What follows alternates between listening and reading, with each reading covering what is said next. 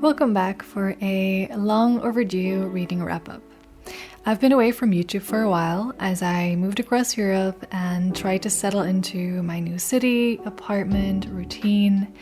And while I haven't posted in a while, I did manage to keep reading throughout, and so I'm excited to share my thoughts and doodles again with you this year. In this video, I'll talk about the 9 books I read recently, and as always, update my reading journal alongside it. The first book I finished this year was The Hate You Give by Angie Thomas. This book is an engaging young adult novel that follows the main character, Star Carter, as she navigates between what she sees as her double life.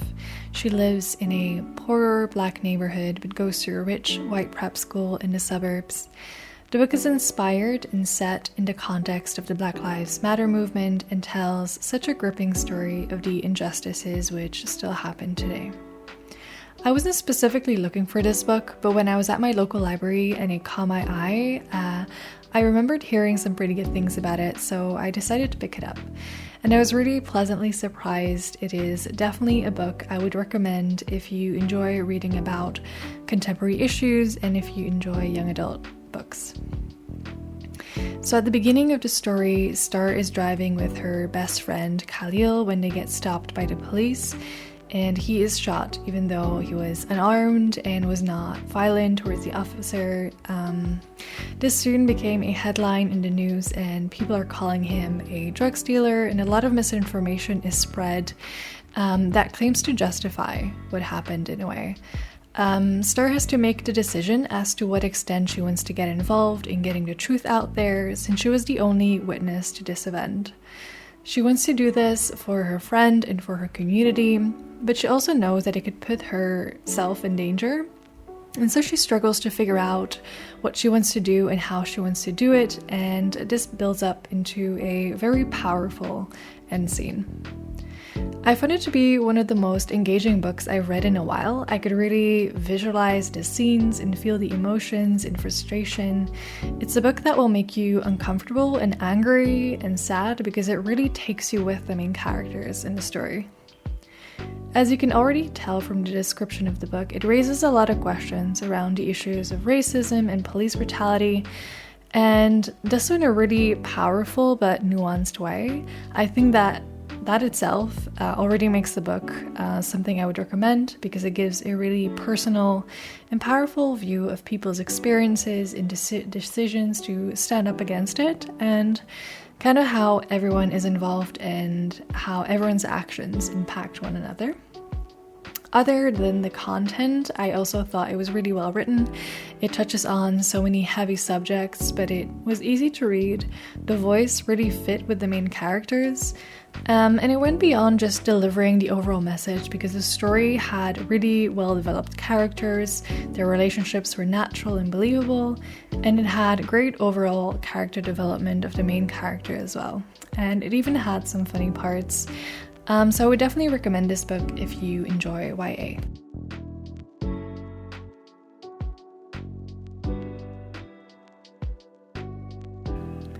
I also read Storm and Siege, which is book 2 in Leigh Bardugo's Shadow and Bone trilogy.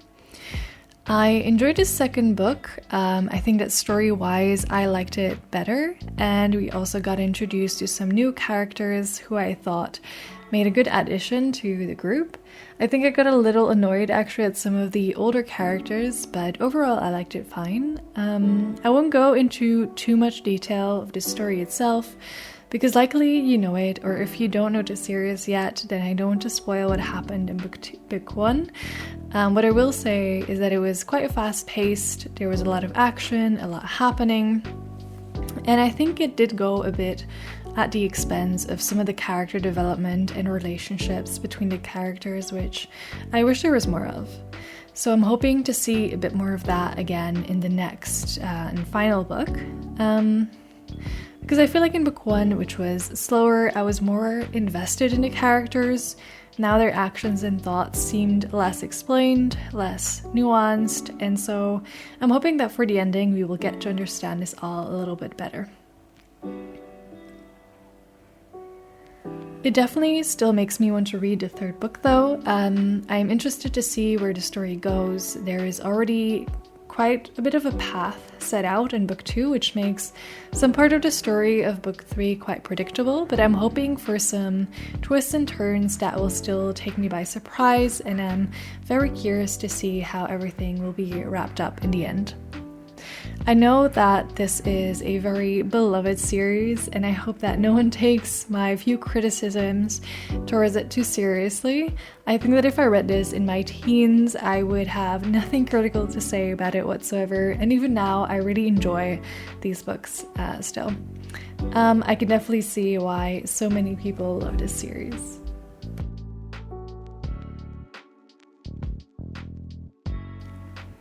Next, I reread Atomic Habits by James Clear. I read this book for the first time last year, around this time of the year as well, and thought it would be good for a reread, especially since the beginning of the year fills me with a lot of hope, and at the same time, moving countries and changing jobs was giving me quite some anxiety, and I was feeling a little lost in my routines and habits, and so I decided to pick this up again. I will actually make a separate video on how this book helped me get out of my reading slump for good, so if you are interested in that, make sure to subscribe so you don't miss it. But Atomic Habits has definitely helped me with much more than just getting back into the habit of reading. What I particularly enjoy about this book is that it doesn't promise overnight success, but rather gives you the tools you need to make small progress every day, which will leave you with sustainable habits and which will eventually result in tremendous change in the long term. This book has helped me create a lot of good habits, get rid of some bad ones, and if you're going to read one self-help book this year, I think it should be this one. I will definitely continue to recommend this book to everyone.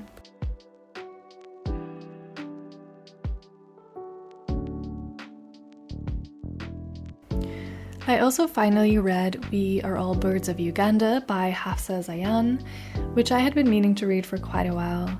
I'm a little torn in reviewing this book. I started off not enjoying the writing. It was taking me forever to make my way through the book, but I kept at it because I did enjoy the story. I thought it was really interesting. And in the later parts, there were moments where it really had me for a minute, but then it kind of lost me just as quickly. So mixed feelings about this one, but ultimately I was quite disappointed. The story is split into two voices. One is Hassan's and starts in 1960s Uganda through letters to his wife, who he recently lost. He writes to her to process his grief in a way and also shares what is going on in Uganda in terms of politics. And so it takes us through a new regime coming to power, the Asian community being increasingly discriminated against, and Hassan and his family trying to figure out what to do, how to save this life that they have been building in Uganda. The other voice is the one of Samir, set in present-day London. He is a young workaholic lawyer who is set on this career path that he has been working towards, but which is then kind of put into question due to some personal events that make him think more about what is the right decision for him, and along the way, he discovers more of his heritage. So as I mentioned, there are some really interesting aspects to this story. I had little to no knowledge of the politics and racial tensions regarding the Asian community in Uganda. It also touches a little on British colonialism, so it was very interesting to read about that. I really loved the descriptions of Uganda itself, the landscapes and some aspects of the culture were really beautifully described.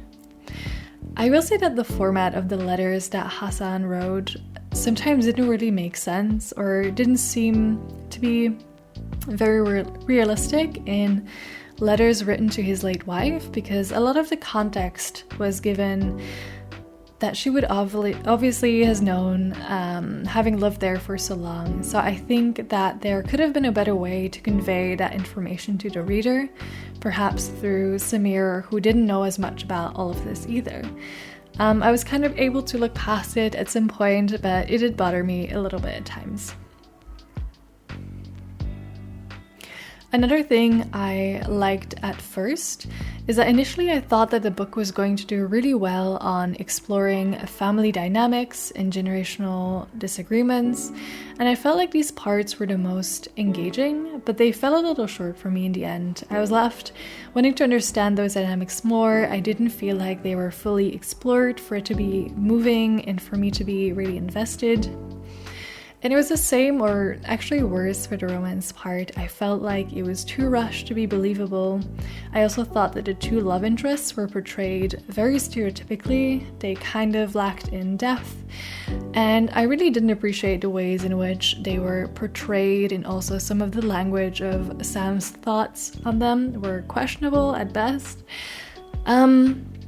And then I was left in complete disappointment with the ending. I won't talk about it, but it's not sitting well with me. I felt really let down.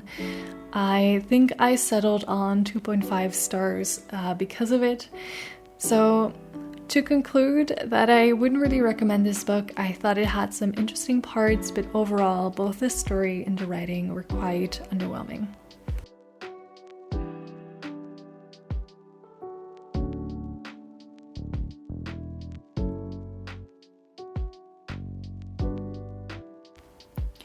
Another book I read was Take a Hint, Dani Brown by Thalia Hibbert. This is book 2 in the Brown Sisters series, which is a contemporary romance series. I really enjoyed the first one, which was Get a Life, Chloe Brown, but was not as much of a fan of book 2 actually. It starts off with a very cringy event that seemed really unrealistic and unnecessary, so I think it lost me quite early on because of that, because it was such a key premise for the rest of the story, so it kept coming back. But it was easy to read and the characters were interesting enough for me to continue, so I read on. But in the end, I did come to the conclusion that it just wasn't quite for me. So the story follows Dani Brown, a driven overachiever PhD student who ends up fake dating Zafir Ansari, a former rugby player who now works as a security guard at her university. Now, I don't mind the fake dating trope, but I would say that I'm picky with them, and this one just didn't work for me. Even though I really did like the characters, I thought they were believable and nuanced, and I was quite invested in them and their relationship. I think the author writes really flawed but lovable characters, which I really appreciate.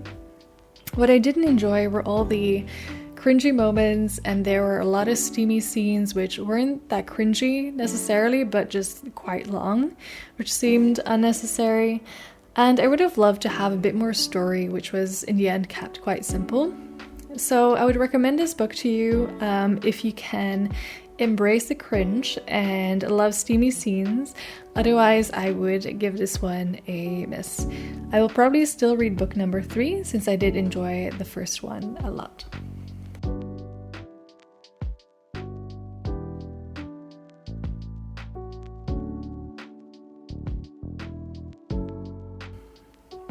I wanted to read more manga this year, and so I started with Zeikin de katta and meshinuma.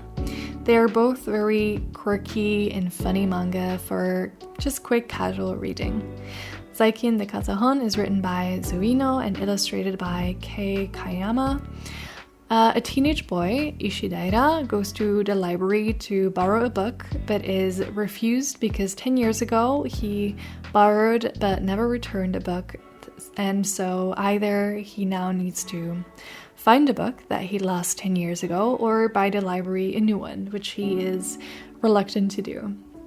Now, I'm not sure why at this stage I thought it was going to have a fantasy or supernatural element to it, but Ishidairi actually just goes and buys the book to give it back to the library, after which he needs a part-time job at that exact library in order to afford it. And then the following chapters are very episodic. We have a new short story with new characters in each chapter, which usually is resolved by the end of it. While I did enjoy the manga to some extent, I think that the chapters were a bit too short for any resolution or character development to be believable. The lesson and the interactions and the overall story were also spelled out very clearly, which took me out of the story a little bit. But I will say that it was funny and I enjoyed the illustration, but I think I would just recommend this to a younger audience. I might continue reading it because I am curious to see what the overall story development will be, but I'm not in too much of a rush to get to it. On the other hand, Meshinuma follows a salaryman whose only motivation to get through the day is food. Each chapter is dedicated to a specific Japanese food or meal. There is not much substance to the story or much story at all, but it's nice for some quick entertainment. The chapters are really short and did always put a smile on my face, but fair warning that they will definitely make you hungry. I also reread two of Roald Dahl's books, which instead of reviewing, because I'm sure you're familiar with these stories, I just wanted to touch on some recent and renewed controversy around his books. I've been reading a lot about cancel culture and separating the art from the artist, and so I wanted to just briefly talk about this instead. These are just my personal thoughts, and I will also leave one of the articles that I found particularly useful in navigating this below. So there are quite some problematic things with Roald Dahl concerning, in particular, anti-Semitism and racism, and some of the language he used in his books. And these are reasons for which I can absolutely understand why people might not be in support of his work anymore or don't want to read them. But I also know that there are many people out there like me who grew up with these stories and have such nostalgic feelings for them.